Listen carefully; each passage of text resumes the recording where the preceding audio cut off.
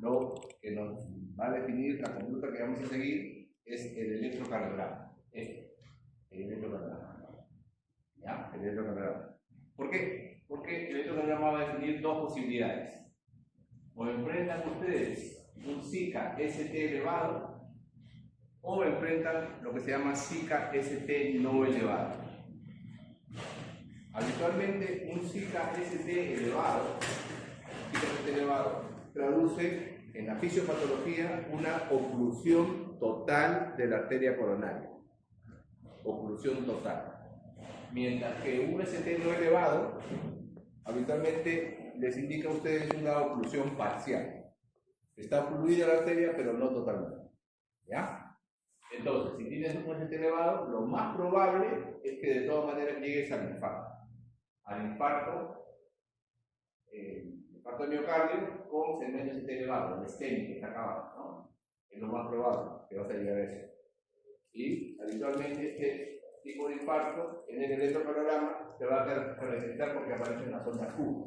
A eso le llaman infarto con ondas Q. ¿Ya? Infarto con ondas Q. Mientras que cuando tienes un ST elevado, un síndrome isquémico coronario agudo con ST elevado, hay la posibilidad de que no se llegue al infarto. Ya hemos dicho, fisiopatología, una oclusión parcial, entonces siempre pasa un poco de sangre.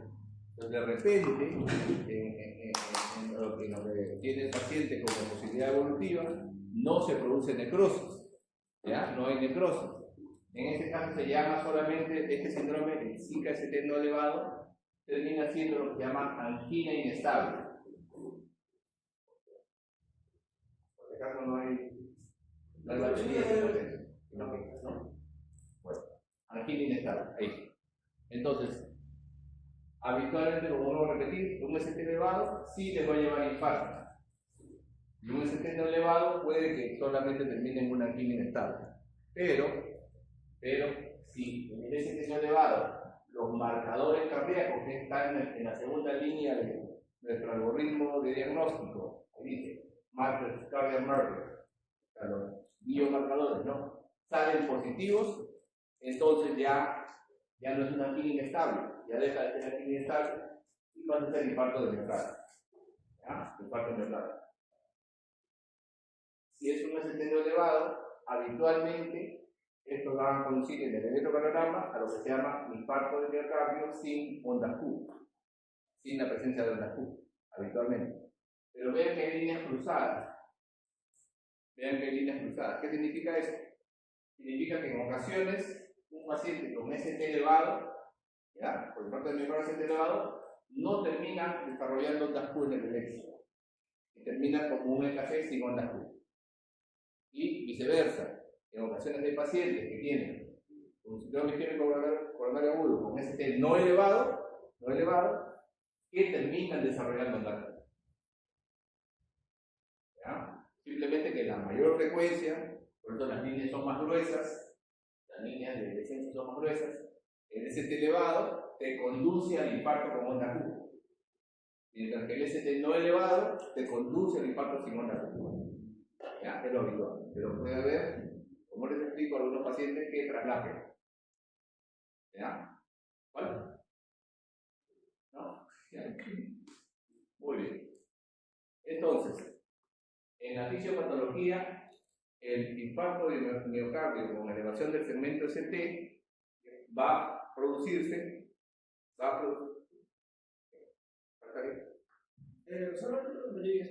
Ahí está. Ya. El infarto de miocardio con elevación del segmento ST va a producirse cuando disminuye de manera repentina el flujo de sangre después de una oclusión de la arteria coronaria, ¿no? Habitualmente a consecuencia de una placa aterosclerótica complicada.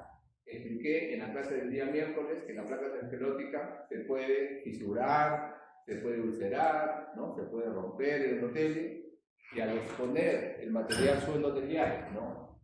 a los agentes coagulantes que están en la sangre, se forma un trombo, ¿no? Y eso genera el trombo oclusor. Esa es la patología habitual. Entonces se rompe la superficie de la placa aterosclerótica, habitualmente en la zona del hombro de la placa, y se expone la sangre, ¿no? Se expone la sangre, el material que está en en la parte subendotelial y se forma un trombo mural, obstruyendo la arteria afectada, ¿no? Al comienzo, cuando recién empieza el proceso, solamente van a tener lo que llaman trombo blanco, ¿ya? El trombo blanco es solamente plaquetas, una agregación de plaquetas. Pero después, estas mismas plaquetas, ¿ya? Generan o estimulan, liberan, producen tromboxano A2.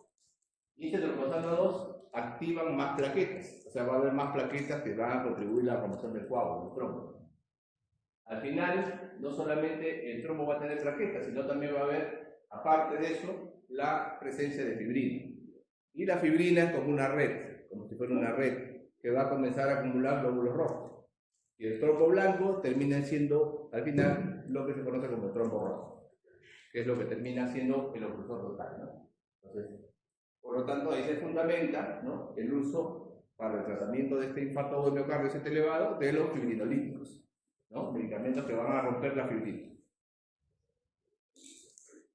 Entonces, el grado del daño miocárdico que es causado por esta oclusión total de la arteria coronaria va a depender, o sea, la intensidad del daño va a depender de varios factores.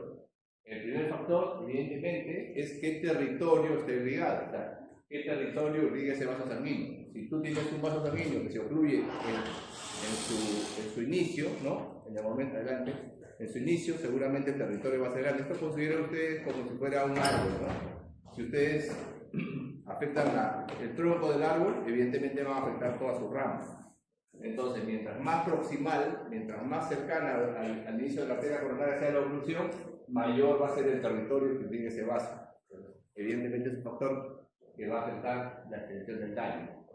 Segundo factor, si la oclusión es total o parcial. Si es una oclusión total, no pasa nada de sangre y evidentemente va a haber la cascada isquémica y va a terminar en necrosis, ¿no? Tercer factor, ¿cuánto dura la oclusión?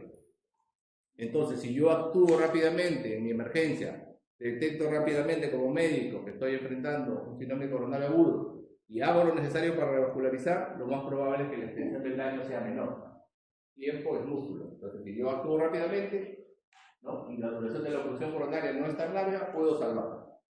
Cuarto factor, la cantidad de sangre que aportan los vasos colaterales. Cuando tenemos enfermedad coronaria, muchas veces el propio cuerpo genera vasos colaterales que hacen que la sangre pueda bypasear la zona ocluida. Eso también va a determinar qué cantidad de territorio, qué cantidad de músculos se afecta. Quinto lugar, ¿cuál es la demanda de oxígeno por el miocardio? Entonces, si un paciente tiene una oclusión y encima, ¿no?, por ejemplo, se hace, no sé, sube escaleras o quiere jugar una pichanga, evidentemente va a aumentar el desbalance de aporte de más oxígeno y va a aumentar la extensión de la necrosis. Sexto factor, factores que pueden producir crisis temprana. Entonces, si el paciente, por ejemplo, ¿no?, tiene dentro de su propia constitución fisiológica, ¿no?, activador de plasminógeno tisular en cantidades mayores, seguramente va a alisar el coágulo antes que otro que no la tenga. 7. Adecuación del riesgo del miocardio en la zona infartada. Entonces, puede haber lo que se llama redistribución de flujo. Las arterias pueden, de alguna manera, variar su diámetro de acuerdo a la vasodilatación o vasoconstricción y generar un poquito más de irrigación ahí. No olvidar que la molestia inicial, habitualmente, clínicamente, es la angina, ¿no?, es el dolor. Y el dolor anginoso es típico. El dolor del infarto de miocardio CT elevado es típico. Es profundo, es visceral. El paciente le puede referir a usted diferentes formas de presentación, como una pesadez, como que le aprieta, como que está con una cosa conflictiva en el pecho, como si tuviera la pata de un elefante ahí encima, punzante, quemante, ¿no? Son diferentes formas, pero la característica, lo más que van a tener ustedes como presencia es opresivo. Opresivo, dolor torácico opresivo. Aparece en la zona central del tórax, ¿no? Le llaman en la literatura clásica el signo de Levin o signo de la corbata. Es como si tuviéramos la corbata, esa zona donde la corbata cuelga, eso es lo que le duele al paciente. En el epigastrio o en ambas regiones. A veces este dolor se puede irradiar. no solamente a los brazos, ¿no? Puede ir al maxilar inferior, puede ir a la espalda, puede ir a la zona del hipocondrio derecho, a diferentes zonas. Puede simular una indigestión, pero nunca irradia por debajo del ombligo. O sea, si hay un dolor que está en las fosas, es muy difícil que eso sea un infarto. Puede haber síntomas acompañantes, ¿ya? Estos síntomas acompañantes pueden ser datos en relación a la sobreactivación del sistema adrenérgico.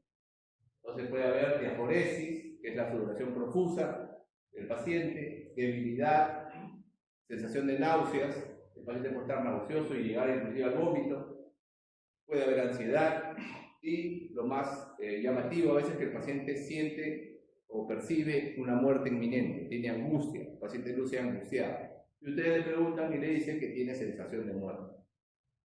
Los pacientes que son de edad avanzada o que tengan concomitantemente una enfermedad como la diabetes, en ocasiones pueden cursar con esta síndrome coronario agudo, ST elevado, sin dolor, ¿no? Le llaman IMA silente, dicen, no sienten dolor.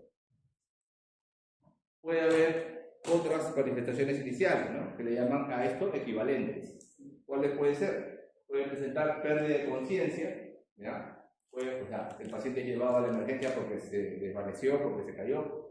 Puede haber confusión, sensación de debilidad, palpitaciones porque presentan arritmias y una hipotensión que no tiene una explicación clara.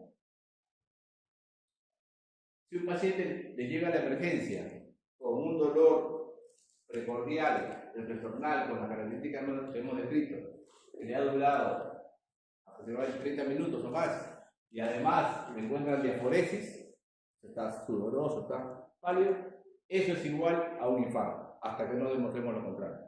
Clínicamente, ustedes pueden ver un paciente en su emergencia, están de guardia, lo reciben, ¿por qué viene señor? Por dolor, ¿no? Y lo notan ustedes pálido, ¿no? Sudoroso, hasta que no demuestren lo contrario, eso es un infarto, ¿ya? Ese elevado.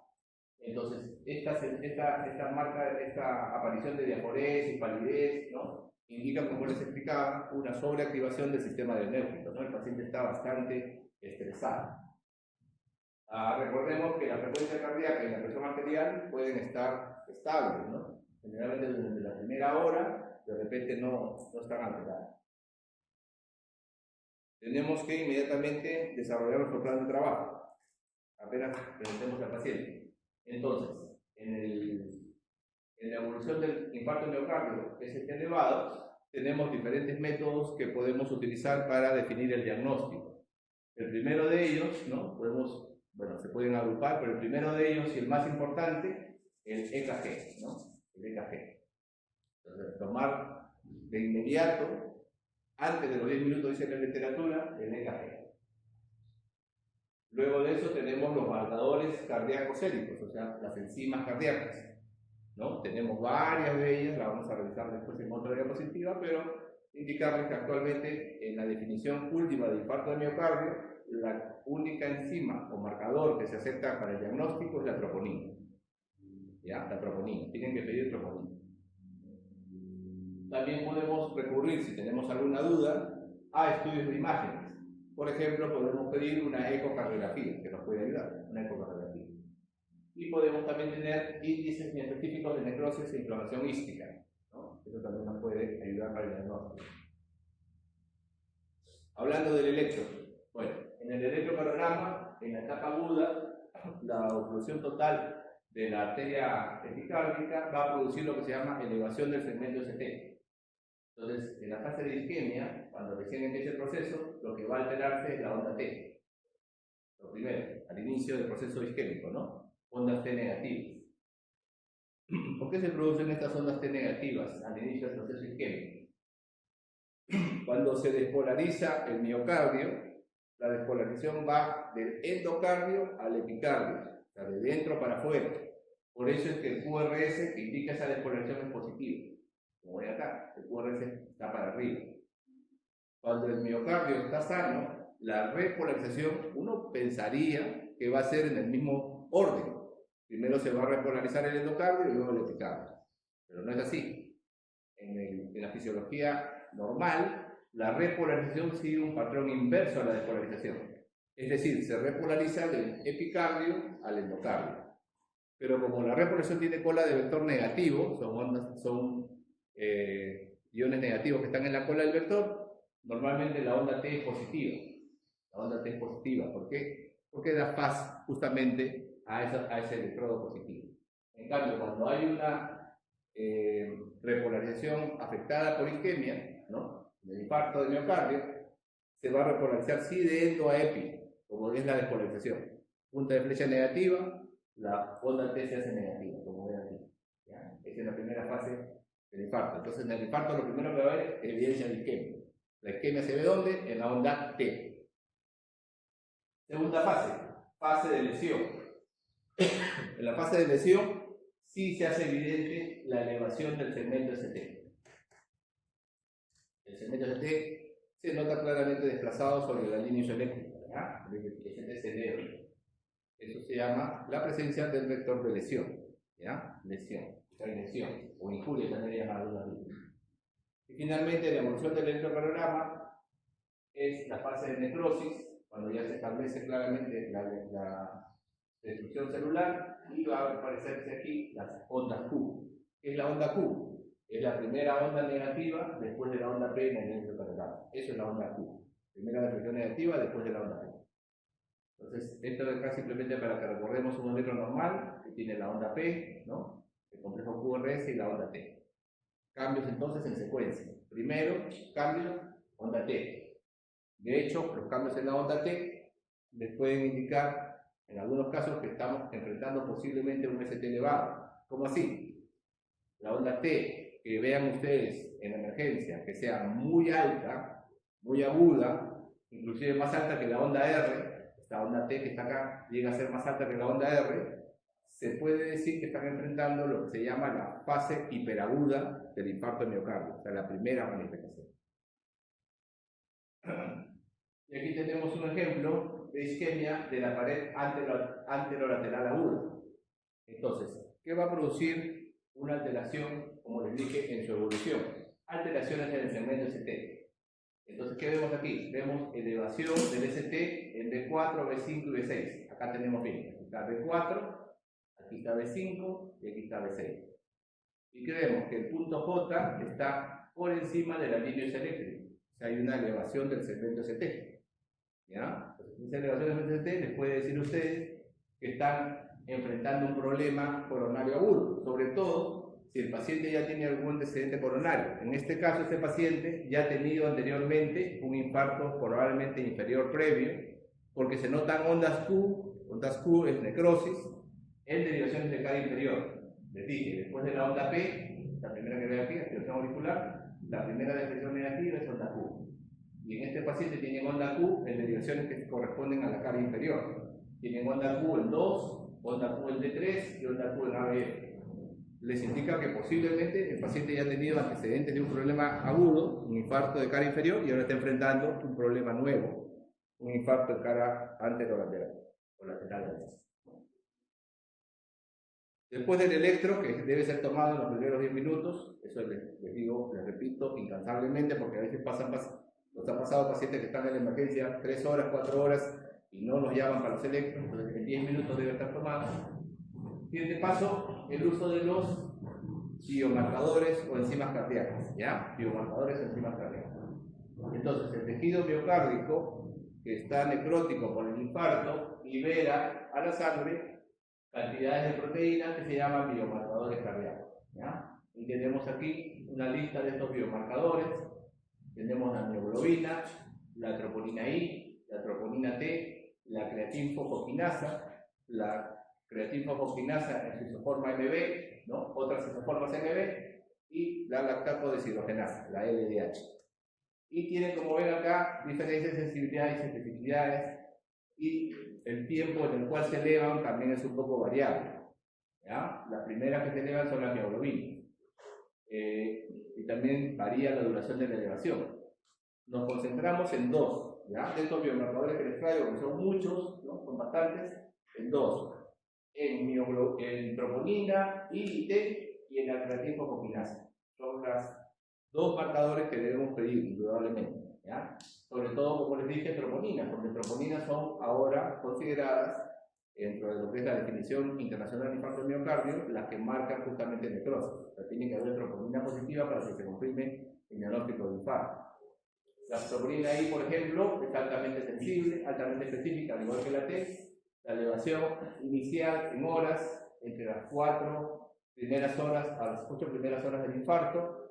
El pico de la elevación entre las 10 horas y las 24 horas del infarto. Y permanecen elevadas durante 5 a 10 días en el caso de la I y de 5 a 14 días en el caso de la troponina T. Entonces, pedimos siempre troponinas. Muchos hospitales no tienen troponinas, solamente tienen lo que se llama la galactifosfoquinasa, la CPK. Vemos que la CPK es sensible también, pero no es tan específica. ¿Por qué? Porque la CPK puede elevarse por otras causas. Por ejemplo, si el paciente ha sufrido un golpe, o sea, se ha afectado el músculo, un músculo estriado periférico, se golpeó la pierna, lo que fuere, puede tener elevación de CPK sin que sea infarto. La elevación inicial también 4 a 8 horas, el pico entre 8 y 56 horas y la duración de la elevación de 3 a 4 días. Si queremos ser un poquito más específicos, podemos utilizar la isoforma MD, que tiene un poco más de especificidad en relación al problema cardíaco. Y bueno, esta se eleva un poquito más precoz, de 3 a 8 horas, el pico entre 9 y 24 horas y la duración entre 2 a 3 días. Entonces, dos biomarcadores que no debemos dejar de pedir, troponinas y creatinfosfoquinasa. Las troponinas entonces TI son cardiespecíficas y se prefieren evidentemente a las que no son tan específicas, a la creatinfosfoquinasa. La concentración de CPK-MB aumenta en términos de 4 a 8 horas y se normaliza entre el segundo y el tercer día del infarto del miocardio. Ahora recordemos que la especificidad es un poco menor en relación a la troponina, inclusive algo que produzca algún tipo de afectación muscular puede elevarla, ¿no? Como por ejemplo una inyección intramuscular. Es posible encontrar también en laboratorio, en el infarto del miocardio que esté elevado, leucocitosis, o sea, elevación de la cuenta de leucocitos, de glóbulos blancos, 12.000 a 15.000.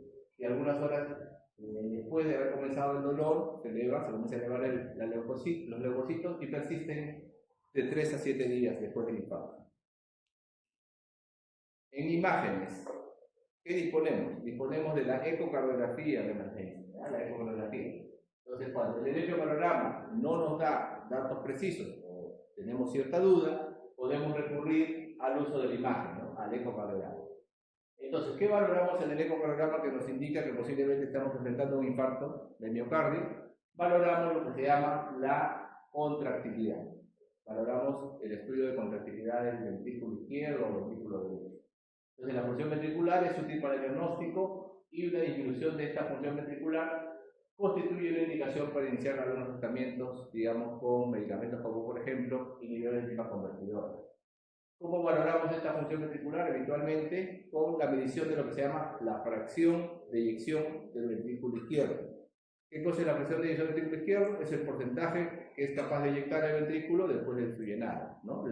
Digamos, se llena 100 mililitros, ¿no? Eyecta 70, ¿no? Significa que 100 sobre 70, 70%. Esa es la fracción de eyección, el porcentaje de lo que es capaz de eyectar. También sirve para identificar la presencia de complicaciones en el lado derecho, que también podemos valorar, este es el ventrículo derecho, ahí está marcado como BD, entonces también podemos valorar la motilidad del ventrículo derecho. También podemos ver si hay complicaciones como aneurismas, derrame pericárdico o trombos en el ventrículo izquierdo. Cuando evaluamos la motilidad con un ecocardiograma, tenemos hasta 4 posibilidades de lo que es la planificación de esa motilidad. Tenemos la motilidad normal y le ponemos a eso normoquinesia, normal de movimiento, normoquinesia. Tenemos aquinesia si ese segmento no se mueve. Si el segmento no se mueve, le ponemos aquinético, aquinesia, sin movimiento. Si el movimiento está, pero es poco, le ponemos hipoquinesia, poco, kinesia, movimiento, poco movimiento. Y si el movimiento, más bien, en vez de ser hacia, disminuir el diámetro de la cavidad, es más bien para afuera, eso les indica a ustedes que pueden estar en la presencia de un aneurisma, y eso le llaman movimiento diskinético. ¿Ya? Todo eso lo pueden valorar con la ecografía. La ecografía Doppler también se puede utilizar. El Doppler es para ver el flujo, ¿no? Para eso sirve el Doppler. Y eso tiene detección y cuantificación de una comunicación interventricular, de un compromiso de válvula, por ejemplo, una insuficiencia mitral, que son complicaciones mecánicas graves del infarto de miocardio con elevación de segmento ST.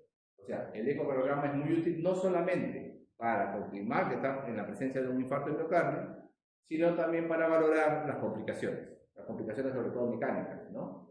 Por ejemplo, como dice acá, la presencia de aneurisma, la presencia de comunicación interventricular, la presencia de un daño en la válvula mitral, disfunción del músculo capilar, cualquier cosa se puede detectar por aquí. ¿Cuál es el tratamiento? Miren, en el tratamiento va a ser básicamente si hemos definido la presencia de ST elevado.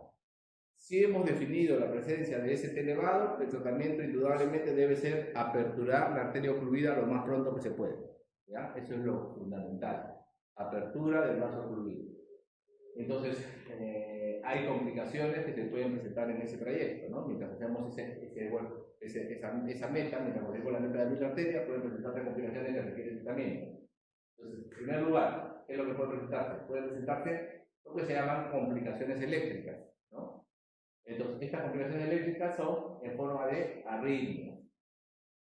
Cuando recién se empezaron a tratar los infartos de miocardio, cuando recién llegaban los pacientes a hospital, se calculó que más o menos el 50% de los pacientes morían. El 50% de los pacientes que llegaban al hospital con ese diagnóstico se morían. Vieron que la causa de muerte muchas veces era por los trastornos del ritmo, la complicación eléctrica, ¿no? Las complicaciones eléctricas del corazón. Entonces dijeron, ¿cómo podemos compensar esto? ¿Cómo podemos tratar eso? Pongamos al paciente de inmediato, que sospechemos un cuadro coronario, Zika, en un contexto de una unidad que monitoree su ritmo cardíaco. Y se crearon las famosas unidades de cuidados coronarios. Con el desarrollo de las unidades de cuidados coronarios se pudo de alguna manera tratar o, digamos, yugular un poquito lo que es la conducción eléctrica del corazón, ¿ya? Entonces, con eso, ese simple hecho de poner al paciente en una unidad de cuidado coronario con su monitor y todo, se bajó la mortalidad aproximadamente al 15%. La aparición de unidades coronarias, ven ustedes la dramática reducción en la mortalidad. Luego de eso ya aparecieron otras formas de tratar el infarto y eso ha ido reduciendo también progresivamente la presencia de mortalidad. Pero el simple hecho de poner a un paciente, como les digo, en un monitor y ver la arritmia y tratarla de inmediato, le baja tremendamente la mortalidad. Es la causa número 1 de mortalidad en las primeras horas del infarto, la presencia de las arritmias, ¿no? Sobre todo las arritmias malignas. Y la segunda complicación es la mecánica. Complicación mecánica significa que el ventrículo de repente es incapaz de poder suplir la demanda metabólica porque su contracción bajó mucho, ¿no? Entonces eso ya es una falla de bomba, o puede haber una complicación, por ejemplo, por una comunicación interventricular a consecuencia de que se necrosó el septum interventricular y hay flujo entre ventrículos, o puede haber una ruptura del músculo capilar, o una disfunción del músculo capilar que deja de tener soporte de la válvula mitral y causa insuficiencia mitral aguda. Entonces, esas se llaman complicaciones mecánicas, ¿ya? No se olviden, eléctricas, mecánicas. Muchas de las muertes fuera del hospital se deben a la aparición de ¿qué? De las complicaciones eléctricas, la fibrilación ventricular, ¿no? Una arritmia muy peligrosa. Y la mayor parte de las muertes se dan generalmente por esas complicaciones eléctricas en las primeras horas del infarto. Y por eso tuvo tanto éxito la instalación de las unidades de cuidados coronarios. Entonces, ¿cuál es el manejo? Miren, el manejo es con una regla mnemotécnica que es fácil de recordar, MONA. Tratamiento inmediato, MONA. La M significa morfina. Si las molestias no se den con el uso de vasodilatadores coronarios como la nitro, usan morfina para el dolor. La O, oxígeno. Si la saturación de oxígeno del paciente es menor del 90%, oxígeno, usan oxígeno. La N, nitroglicerina, que puede ser sublingual o aerosol, ¿no? Para que el paciente tenga disminución de la angina. Y la A, de aspirina, que es un antiagregante plaquetario, ¿no? Ya hemos dicho en la fisiopatología que hay agregación de plaquetas. Entonces, de 160 a 325 miligramos, de las más entonces, ¿cómo es un infarto? Confirmamos en los primeros 10 minutos, así. Lo primero, damos un ciclo elevado o un ciclo ST elevado. Repito, si es un ST elevado, ya no hay nada que pensar, ya no hay nada que dudar, ya no hay nada que poner en tu plan. Si es un ST elevado, no te queda otra opción más que revascularizar. Tienes que abrir esa arteria ocluida lo más pronto que puedas. ¿Y cómo opciones tienes dos en la emergencia habitualmente. Primera opción, fibrinolisis, que es usar un medicamento que va a alisar el coágulo, ¿no? Y eso se llama tiempo puerta aguja, cuando decides hacerlo por fibrinolisis, ¿ya? O sea, diagnosticaste el infarto, entonces tienes 30 minutos para empezar a gotear el fibrinolítico. En algunas ocasiones, algunos hospitales tienen la suerte de contar con lo que se llama hemodinámica. Y en la hemodinámica hay doctores especializados en abrir esa arteria fluida a través de un procedimiento invasivo, una angioplastía que se llama, una angioplastía coronaria. Y eso se llama balón, hay que balonar al paciente. Si ustedes tienen las dos opciones, si en su hospital tienen las dos opciones, debe preferirse siempre esta opción de acá. La angioplastía, el intervencionismo es lo primero, si disponen de la opción. Entonces, hacen la intervención coronaria percutánea, liberan la oclusión, le ponen un stent y restituyen el flujo, ¿no? Esa es la idea. Y a eso se le llama tiempo puerta balón y debe ser de menos de 90 minutos. Estamos hablando de que el paciente pasó la puerta de la emergencia, ¿ya? Ese es el tiempo puerta balón, 90 minutos. Lo repetimos los tiempos críticos que estamos viendo en esta revisión, el tiempo del electro, ¿no es cierto? Primeros 10 minutos. Antes de los 10 minutos, tomar el electro. Toman la decisión. ¿Es elevado? Debo abrir la arteria. Decido. O le doy fibrinólisis, tiempo puerta aguja, tengo 30 minutos para iniciar el tratamiento, o lo envío a hemodinámica, tengo 90 minutos para hacerlo.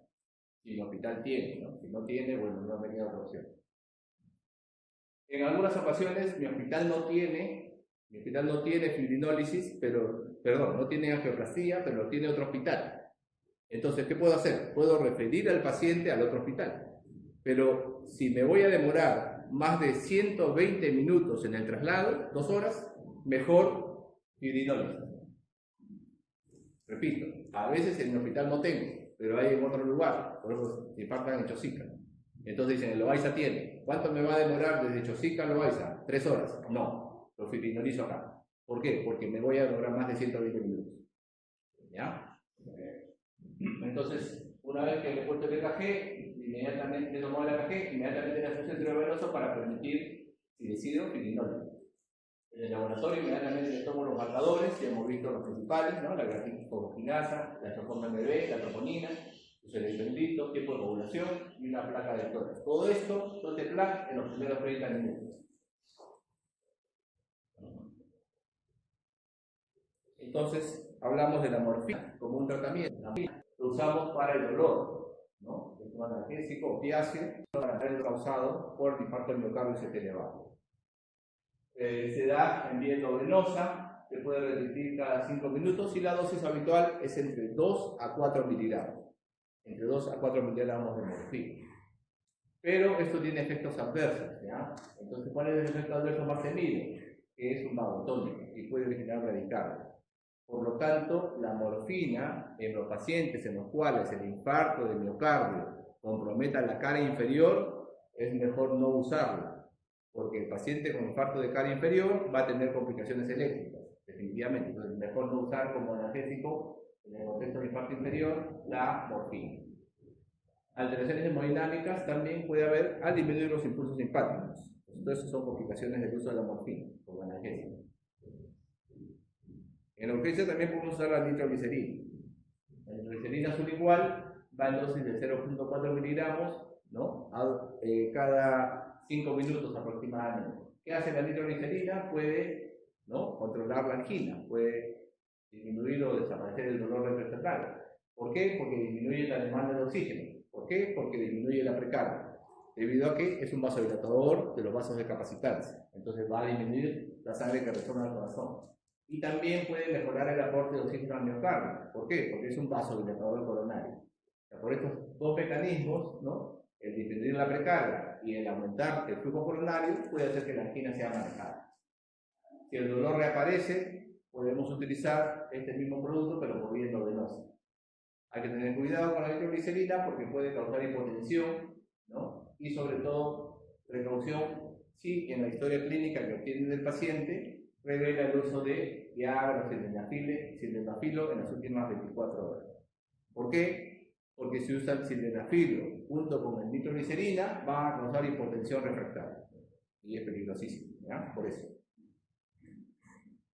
el ácido acetilsalicílico, la aspirina, resulta esencial para tratar a los pacientes que se sospecha que tienen este proceso. ¿Por qué? Cuando se hicieron los primeros estudios, ¿no?, de los pacientes para, como les decía, que se hizo la unidad coronaria, todo, hubieron los primeros estudios cuando se descubrió que la causa, la fisiopatología era la oclusión trombótica de la arteria coronaria, se hicieron estudios con filinolíticos, ¿no? Y en esa época, los filinolíticos primeros que se investigaron fue, ¿no?, la estreptoquinasa, y la estreptoquinasa se comparó con aspirina. O sea, el protocolo comparaba estreptoquinasa con aspirina. ¿Y qué se vio? Que la aspirina sí abría la arteria. O sea, no tanto como la quinasa, pero sí la... Entonces, a no hacer nada, podemos darle aspirina al paciente. De hecho, en algunos países le llaman a la aspirina el trombolítico de los pobres, ¿no?, porque la aspirina es baratísima. Bueno, y los filinolíticos son caros. Pero bueno, entonces, es esencial para una persona que sospecha del infarto. No se olviden la aspirina. Entonces, cuando vayan a sus serums, lleven su buena dosis, sus buenos paquetes de aspirina. ¿Ya? Les va a ayudar. 160 a 325 miligramos masticables. ¿Por qué? Porque esta dosis inhibe o permite la inhibición rápida de la cita de las plaquetas, inhibiendo la agregación, que es la fisiopatología del infarto. Seguida de disminución también de los niveles de tromboxano A2. Esta medida debe continuarse, ¿no?, con una dosis de mantenimiento de aproximadamente entre 75 a 162 miligramos. Habitualmente usamos 100 miligramos, es la dosis habitual que usamos después del infarto, 100 miligramos de mantenimiento. Y si existen datos de hipoxemia, también podemos administrar oxígeno, de 2 a 4 litros por minuto. O sea, si ponemos el saturador y la saturación está debajo de 90, pues ponemos oxígeno, ¿no?, en las primeras 6 a 12 horas. Ya el uso del oxígeno de manera larga en los infartos ya no se usa ya, pero sí en las primeras horas, ¿ya? Si es que hay hipoxemia. Entonces, las terapias de repercusión fundamentales, ya lo hemos repetido: tiempo puerta aguja, menos de 30 minutos, tiempo puerta balón, menos de 90 minutos, filinolisis en hospitales que tengan angioplastia primaria, sobre todo si se favorece si los síntomas son de menos de 3 horas. ¿Ya? Si el paciente llega a la emergencia y ha pasado menos de 3 horas, tengo angioplastia, lo llevo de inmediato. También se favorece si el tiempo puerta balón, ¿no?, es mayor de 90 minutos. O sea, si me voy a demorar, por ejemplo, ¿no?, tengo hemodinámica, pero justo en ese momento, mala suerte, entró otro infarto, y el doctor de angioplastia le dice: me voy a demorar 1 hora, no sé. Entonces, va a demorarse mi paciente en entrar a la hemodinámica, ¿no?, más de 90 minutos. Si va a pasar eso, mejor filinolisis, a pesar que tengo la angioplastia, ¿no?, pero me voy a demorar. O que el radiólogo no llegó, o que se olvidaron la llave de la puerta hemodinámica, lo que sea. Se va a demorar. Entonces, en este caso, filinolisis, ¿no? Filinolisis. También, si el tiempo, ¿no?, que calcule entre puerta balón menos puerta aguja es más de 60 minutos. Si me voy a demorar mucho más en hacer el balón, ¿no?, y tengo el filinolítico, pues le hago la filinolítica. Entonces, ¿cuándo preferimos intervenir? ¿Cuándo le damos más chance a que el paciente vaya a su angioplastia? Preferimos si la presentación es menos de 3 horas y no hay demora en la terapia invasiva. O sea, si podemos llevarlo rápido, ¿no? Ahí no hay preferencia. Si tenemos sala de hemodinámica experimentada con apoyo quirúrgico, ni hablar, lo mandamos de frente a intervencionismo. Mientras más grave el paciente, mientras más delicado esté por el infarto, más preferencia debe ser a ser agresivo, a utilizar la parte invasiva. Entonces, si el paciente está en shock cardiogénico, o sea, hipotenso, chocado, una presentación de Killing mayor de 3, es decir, congestionado, prácticamente crepitantes hasta los tercios superiores de pulmones, pues ahí también debemos preferir angioplastia, ser agresivo, intervenir al paciente, hacer intervencionismo. También, evidentemente, si tiene contraindicaciones para la filinolisis, o sea, si no le podemos poner filinolítico, no tenemos otra opción. Si la presentación es tardía, si es más de 3 horas de inicio de los síntomas, ya no es tan adecuado filinolizar porque el tiempo ya es muy largo y no va a ser efectiva la filinolisis. Mejor hacemos angioplastia. También, si hay dudas en el diagnóstico del infarto agudo de miocardio, ¿ya? Todos son motivos para preferir intervencionismo. ¿Y cuándo preferimos la filinólisis? ¿Cuándo preferimos utilizar el fármaco? Si la presentación es precoz, ¿no?, sobre todo si está en la primera hora del infarto, prácticamente dice que si el paciente llega en la primera hora del infarto, la fibrinólisis en efectividad es equivalente a la intervencionismo, o sea, no hay diferencia. Entonces, si es precoz y no hay demora, y si hay demora, y si no hay demora de terapia invasiva, no hay preferencia, o sea, puede ser cualquiera de los dos. Pero bueno, preferimos la trombolisis si la presentación es temprana, sobre todo en la primera hora, como les dije, si hay ausencia de contraindicaciones para la fibrinolisis, y si puede haber demora en la terapia intervencionista, por alguna razón, porque el transporte para llevarlo a la sala hemodinámica va a ser prolongado, porque está en otro hospital, porque el tiempo puerta de balón es largo, ¿no? Porque la resta entre el tiempo puerta de balón y el tiempo puerta de aguja es mayor de 60 minutos. Bueno, todo eso favorece fibrinolisis. Cuando la estrategia invasiva no sea una opción, porque la sala hemodinámica está ocupada, porque el acceso vascular es difícil y porque no tenemos acceso a gente experimental. Entonces, con todo eso nos favorece trombolisis. Cuando hablamos de trombolisis, ¿no? Hablamos de un medicamento, en realidad, que favorece que una enzima propia nuestra se active. ¿Cuál es? Es el plasminógeno tisular.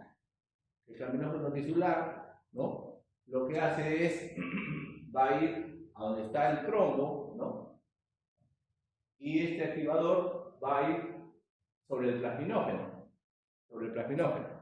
Y el plasminógeno lo va a transformar en plasmina.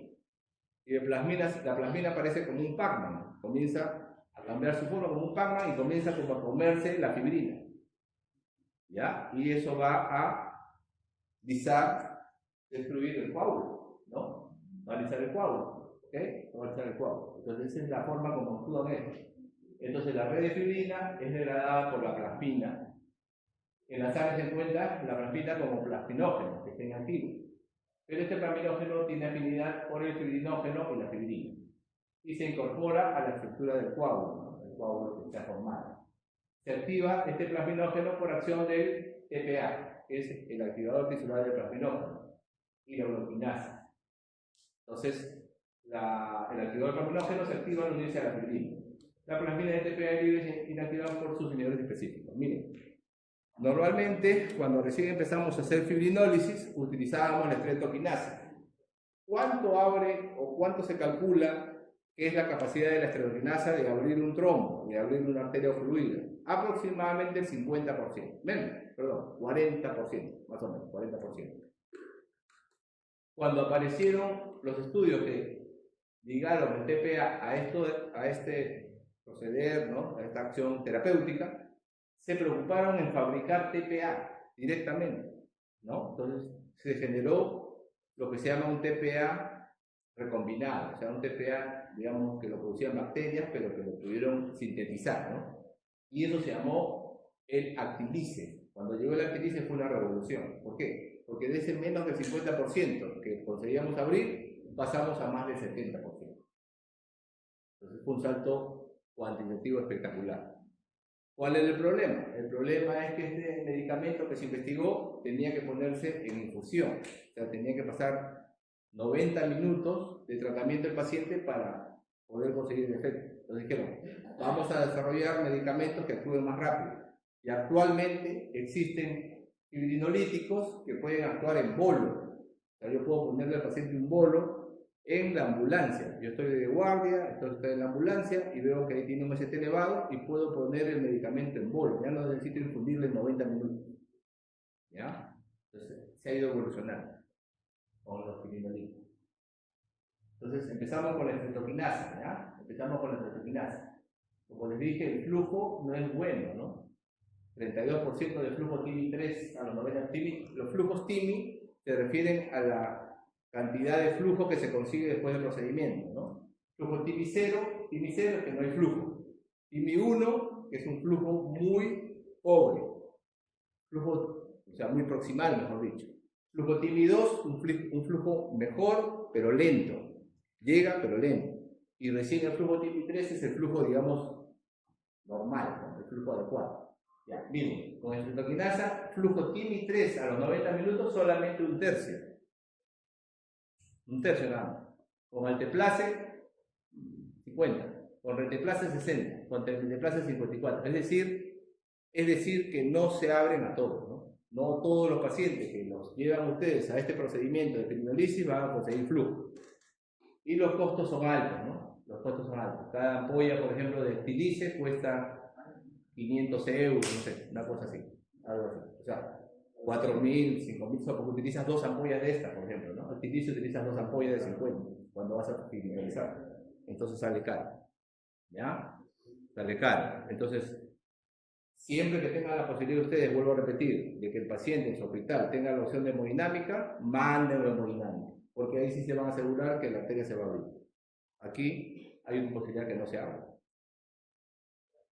Y el procedimiento es lo que se llama angioplastía. En la angioplastía se detecta la zona ocluida, ¿no es cierto? El hemodinamista inyecta un contraste, ve que está ocluida y lo que hace es pasar una guía por la zona ocluida. En esa guía va justamente insertado un balón, en esa guía. Una vez que llega a la zona ocluida, infla el balón, le pone presión, infla varias atmósferas para vencer la oclusión, Antiguamente no se ponían stents, o sea, no se ponían estas rejillas metálicas que ven aquí, y simplemente se abría o se balonaba la arteria ocluida y se dejaba tal cual. Cuando se hacía eso, la tasa de reestenosis era altísima, 60% a los 3 o 4 semanas, al mes, era 1 de cada 2 al mes se volvía a ocluir. Entonces se decidió desarrollar una técnica en la cual, aparte de poner el balonamiento, que es el balón que ven aquí, se ponía también una rejilla, una especie de metal, que mantenía la arteria abierta, ¿no? Y eso se llama stent. ¿Ya? Stent. Cuando aparecieron estos sistemas de balón con stent, la mortalidad por infarto del miocardio bajó a menos del 7%. Menos del 7%. Ya estamos hablando de 30% hace unos años, como les decía, ¿no? Bueno, bajó a menos del 7%. Y luego vieron que ese stent podía generar, por reacción inflamatoria, porque era un cuerpo extraño, otra vez cierre de la arteria. Entonces, ¿qué se diseñó? ¿Qué se pensó? Vamos a recubrir el stent con fármacos que se usan para el tratamiento del cáncer. Fármacos que son antiproliferativos. Esos fármacos van a evitar que las células se agreguen y no se va a cerrar la arteria. Entonces, ahora se crearon los famosos stent recubiertos. O sea, stent que tienen cobertura para que las células no vuelvan a cerrarlo. No se forme aquí dentro de la célula, proliferación celular, dentro de la arteria, proliferación celular que cierre la luz del vaso. Entonces, con esos stents, la mortalidad ahora está en el 5% más o menos, aproximadamente, con esos nuevos stents. Entonces, como ven ustedes, ha habido un largo camino, pero se ha ido a mejor, ¿no es cierto? Ahora los pacientes viven más en tiempo y sobre todo tienen una calidad de vida mejor, ¿no? Porque al revascularizarlos vuelven a su actividad normal. Creo que no. Muy bien, hemos terminado nuestra actividad de síndrome coronario agudo.